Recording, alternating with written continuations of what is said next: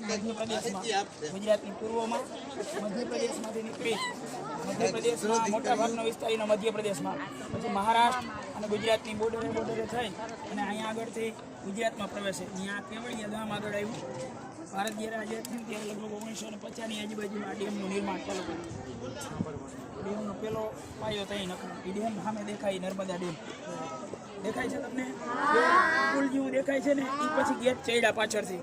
ડેમની કુલ ઊંચાઈ 138 મીટર છે. કેટલી? 38 મીટર.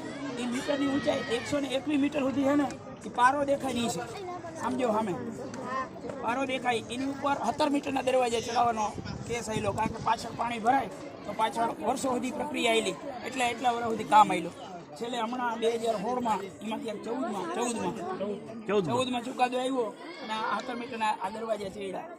પછી હવે ત્યાં શું છે, ડેમની પાછળની સાઈડ આખા ગુજરાતને પાણી પૂરું પાડે પીવાનું. બીજા નંબરમાં પછી આપણે સૌની યોજના આવી.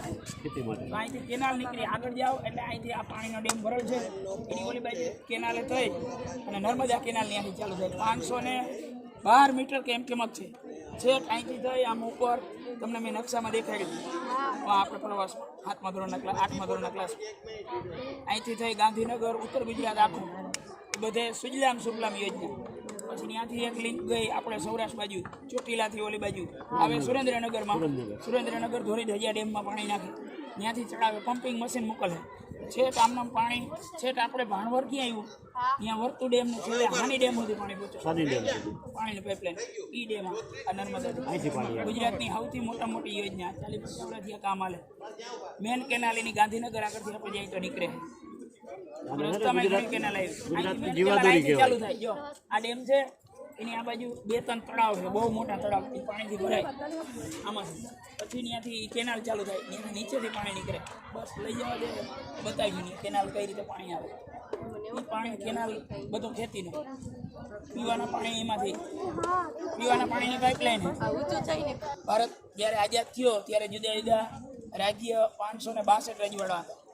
એ રજવાડાને બધાને એક કરીને અત્યારનો જે ભારત દેશ છે એનું નિર્માણ કરનાર અખંડ ભારતના શિલ્પી સરદાર વલ્લભભાઈ પટેલ, એનું આ પૂતળું સ્ટેચ્યુ ઓફ યુનિટી એટલે એકતાનું પ્રતિક. આપણા દેશમાં જુદા જુદા 562 રજવાડા, એને બધાને એક કરી અને ભગીરથ કાર્ય, જે મોટું કાર્ય કર્યું, દેશને એકતાના તાતણે બાંધ્યું સરદાર વલ્લભભાઈ પટેલ. એનું પૂતળું સ્ટેચ્યુ ઓફ યુનિટી તરીકે ઓળખાય. અંગ્રેજીમાં એકતાની મૂર્તિના મહાપુરુષ સરદાર વલ્લભભાઈ પટેલની યાદમાં 182 મીટરની ઊંચાઈની પ્રતિમા બનાવી. ઓકે, કોઈ પ્રશ્ન હોય તો જોઈ